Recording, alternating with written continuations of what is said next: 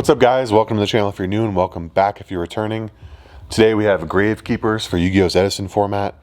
This is a very nostalgic deck, and obviously it has a bit more support than GOAT format, but not as much as Tengu. We're kind of somewhere in the middle. I think it's viable as like a kind of a stun deck still.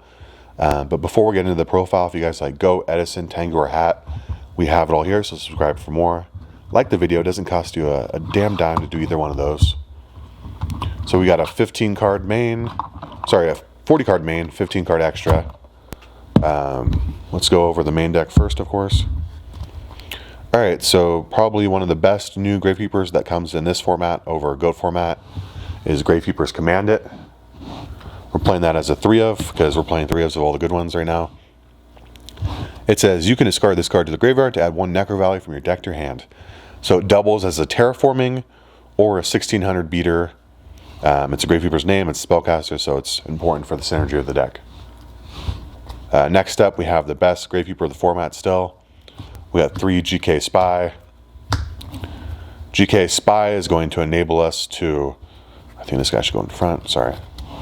GK Spy is going to enable us to flip summon out a Gravekeepers from deck with 1500 less attack. Usually the primary target's going to be this guy. We're playing 3 GK Descendant. Descendant says you contribute 1 face-up GK monster you control, except this card. Destroy 1 card your opponent controls. So that's monsters or spell or traps, which is really good. Next up, we're playing some 2-ofs. We're playing 2 GK Assailant. This one says you can activate this card's effect only when Necro Valley is on the field. When this card attacks, you can change the battle position of 1 face-up monster your opponent controls. Alright, and then 2 GK Guard. He's a flip effect who returns 1 monster opponent's side field to the hand. 1900 defense. This guy is much better than he was in GOAT format just because synchros exist. Being able to bounce a synchro back to the extra deck is pretty nice. And yeah, that's pretty good for us. Next up, we have some generic darks. We're going to be playing 3 Mystic Tomato. Mystic Tomato is going to allow us to bring out Descendant, Spy, for some reason we wanted to, and then Assailant. That's the main reason we play 2 Assailant, is because it gives us another target other than Descendant for Tomato. Tomato can obviously summon Tomato as well if you want to make sure that you, like let's say your opponent has 2 monsters on field. You wouldn't want to go Tomato instantly into GK because they might destroy the GK. Sometimes you might want to let them attack both tomatoes, Tomato into Tomato, and then land on a GK when they have no more attacks. And then for some great Tomato targets and good darks for the deck, we have 1 Gale, 1 Songa, and 1 Reaper. Limited to 1, all these guys are just really good cards. All 1500 or less attack darks. So again, they're phenomenal Tomato targets. And that is it for the main deck for monsters. If you guys have any suggestions, any other cards you would play instead of these, please let me know, and I might potentially make those changes for the next video. Next up, we have the spells and traps.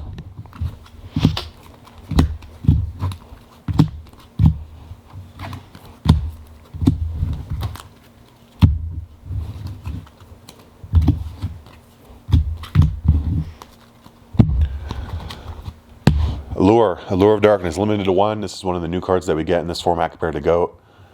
Draw 2 and then Banish the Dark. It's really good for that consistency in the deck.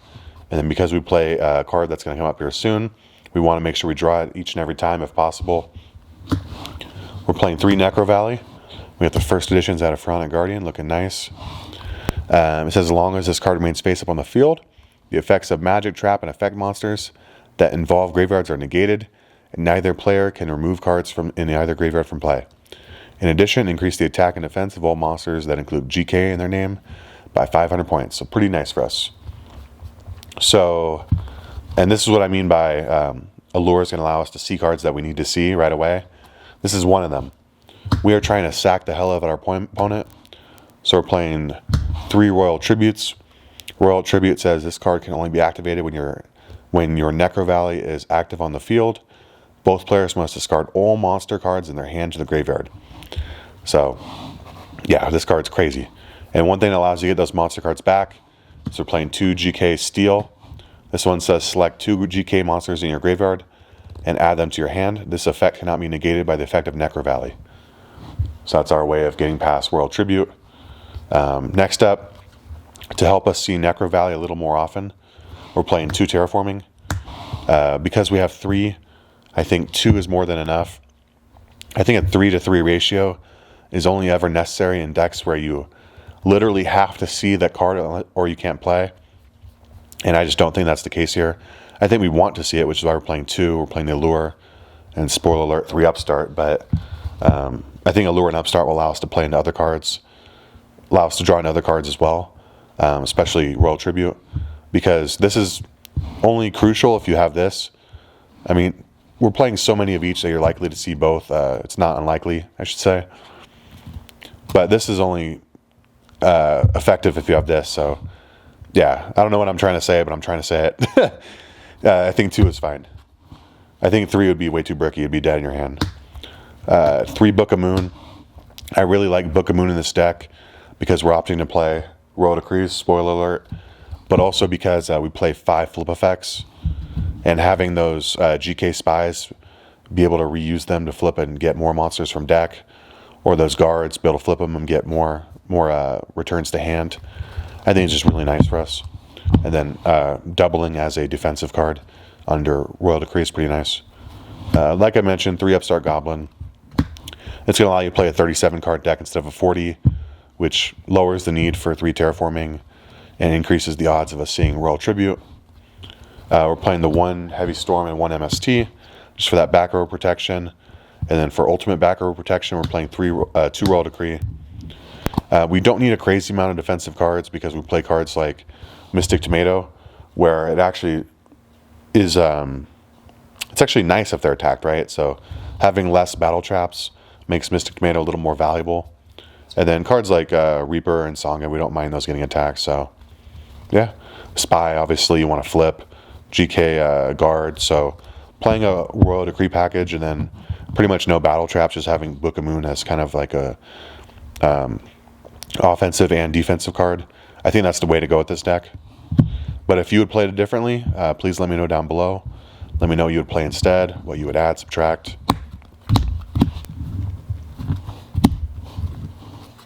Royal Decree is semi-limited, so you can't play more than that. Otherwise, we'd play all 3.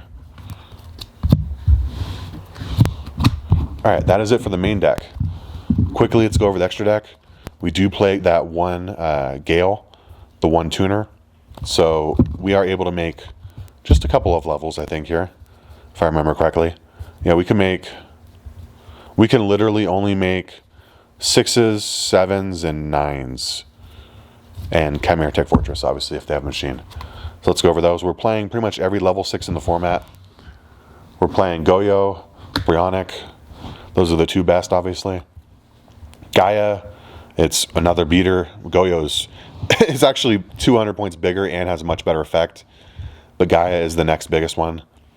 We're playing Iron Chain Dragon. Because we play Gale, we play Black Armwing, Eurequez.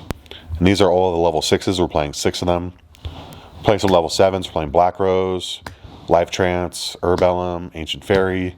Because we play Gale, we can play Armor Master. Because we play Spellcasters, we can play Arcanite. And then for our 1 level 9, we're playing Mistworm. We can definitely make it. And then we're playing 2 Chimera Tech Fortress, just in case they have Cyber Dragons.